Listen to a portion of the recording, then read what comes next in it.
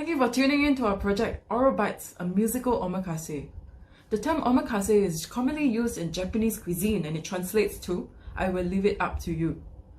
Applying this concept, Ko will not only be presenting 15 new pieces by 5 prominent Singaporean composers, but we will also be working closely with these composers to create the best program for you, our listeners.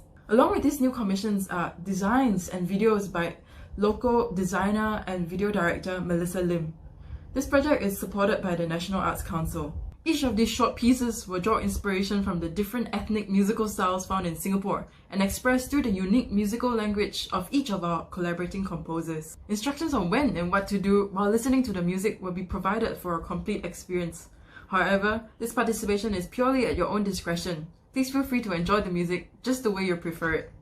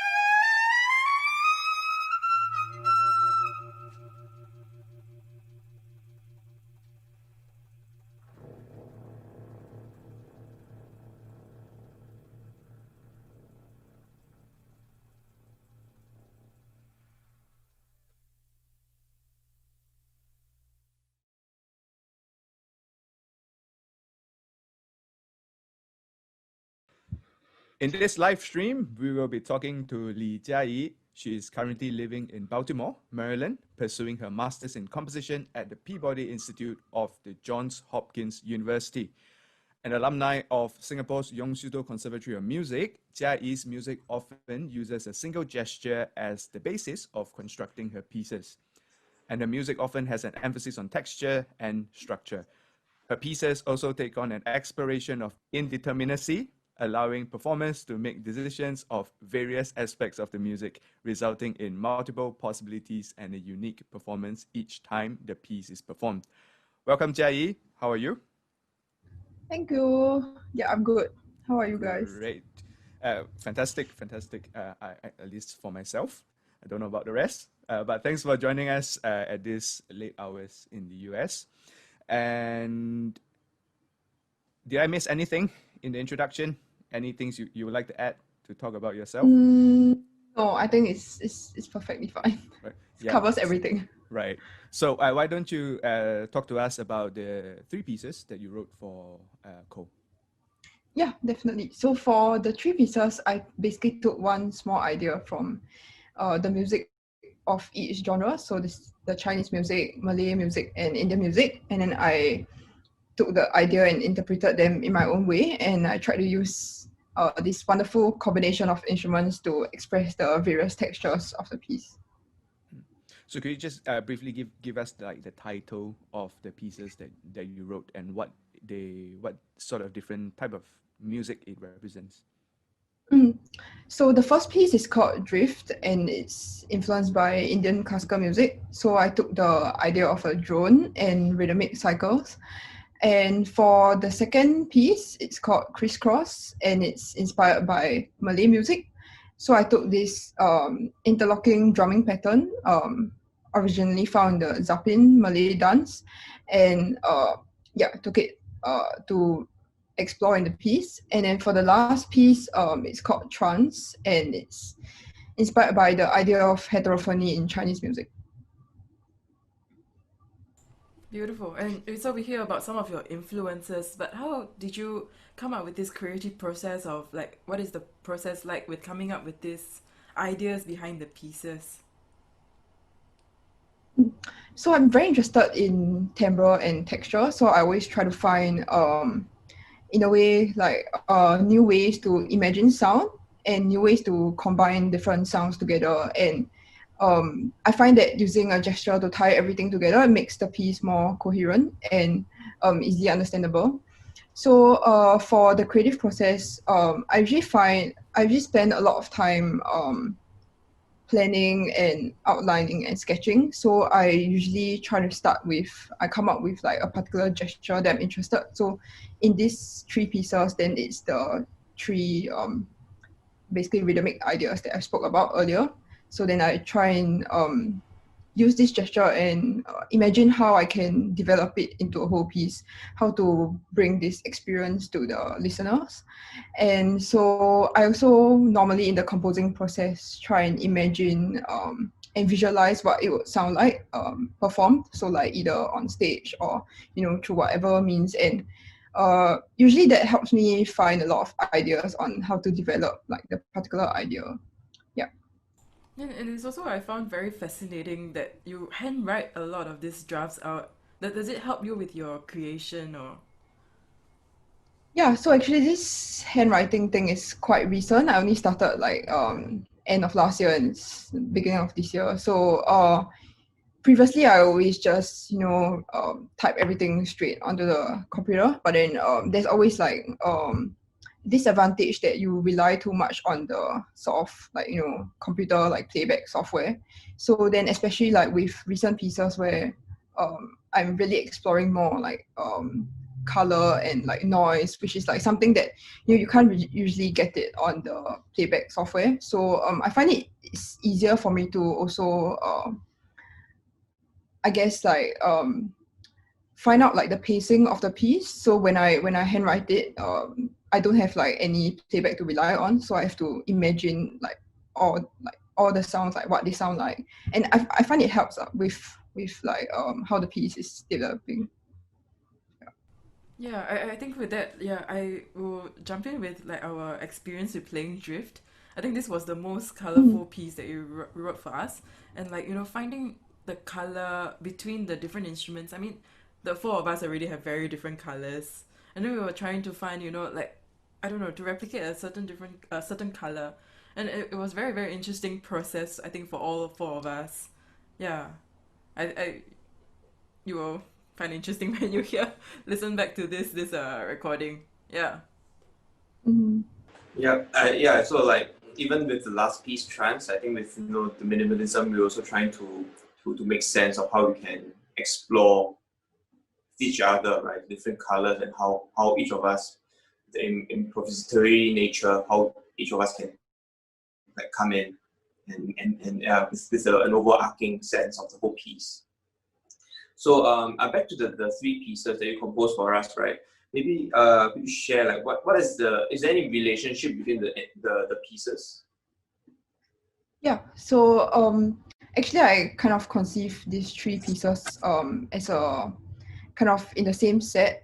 So they form like a larger set. So I would kind of view these pieces as, I guess, like three movements sort of. And so they're all based on this idea of rhythm and motion. So in all the three ideas that I mentioned earlier. So the first one being like, the drone, which is like kind of I wouldn't say like lack of rhythm, but maybe a more like static motion. And then with the second piece with the interlocking rhythms, I wanted to do something that's, I guess, faster and create a more rhythmic piece. And with the last one, I wanted to take like the same idea of rhythm, but then basically give like freedom to you guys to interpret it. So that's kind of like the three different ways that I view like basically the three different like sides of motion and rhythm that I wanted to explore. And I guess as a whole, like it also fits in like quite nicely because the first and the last piece are kind of slower, and the middle piece is like fast, so it provides like a contrast like tempo wise. And also when I was composing these three pieces, I also like I guess paid more attention to like the order of these pieces. So in a way, the end of the first piece flows into the start of the second, and then the end of the second also flows into the start of the third. That was really interesting to hear because we've never thought about that as well, as in to connect the three pieces like that, like maybe as one long movement. Yeah, and well, as a former trumpet player yourself, you would probably have a little bit of a affinity to wind instruments and a lot of knowledge about how the wind instruments work. And do you think there was any particular challenge or challenges with regards to composing for us? I guess maybe the combination of instruments, like at first I was like quite I think it was definitely like a challenge. And then also since I decided to choose like the bass clarinet and the baritone saxophone, so basically all four instruments are like bass instruments, so that's definitely like an interesting challenge for me. But I think I guess one of the other like difficult aspects is being overseas and not, I guess, having like the live interactions with you guys, because I think a lot of for me so far, one of the more important aspects is like being in a live rehearsal, interacting, and like kind of exploring more like of the subtle colors that it's harder to find like not being there. But I think we found a way with like thanks to technology, sending like recordings and then even like the Zoom meetings. I think that definitely helped. Did you find anything particularly interesting though about our instrumental combination?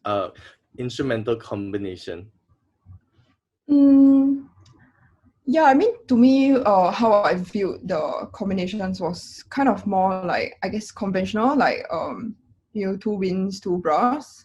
So, and because like a lot of the techniques that I use, they usually overlap. So, like for example, like wind instruments, they normally share a certain kind of technique, and for the brass.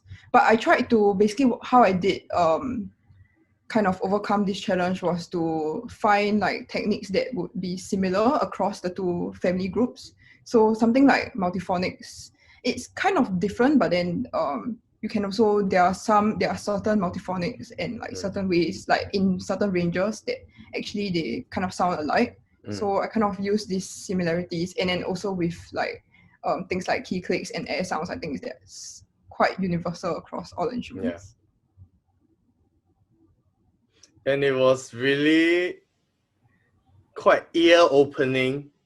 Yeah, because I mean, this whole commissioning project was born out of not having any repertoire for our combination. Yeah, and to see everyone writing so differently and to approach the ensemble, like to fully exploit our abilities. Yeah, that was very interesting to see from everybody. Yeah, because you clearly like tried to overwork us with all the extended techniques, but I think it really worked out at the end, and I think you will be quite surprised with the end products. Yeah, actually, I think you have the recordings. Forward. Yeah, so I hope we did some justice to your compositions and it came out close to what you have expected of us. So a little bit on how the audience should be listening to this music. Do you have anything that they should listen out for? Are there any sort of ways that can increase their experience whilst listening to your compositions? So I would suggest to the audience to kind of throw away any like preconception of classical music that they have and try and experience the pieces with an open mind. So basically, instead of focusing on something like pitch and harmony or whatever that they are used to, try like kind of focusing more on subtle like color changes, different textures, and I think it will definitely give you a better experience. Yeah. So thank you very much once again for your wonderful music and your compositions, and it's been an absolute treat for all of us to prepare for and rehearse all these pieces and put this together. And I hope you enjoyed the end product, and I hope everyone else that has listened to the end product could get the idea of the music. And so thank you very much for chatting with us, Jia Yi, and to all of you, thank you very much for tuning in to Aural Bytes, a musical omakase. Thank you for tuning in to Aural Bytes, a musical omakase. This project is generously supported by the Singapore National Arts Council. For more information, please find us on Facebook and Instagram. We are Koumusic, Koumusic. Stay safe, and we hope to see you at our next show.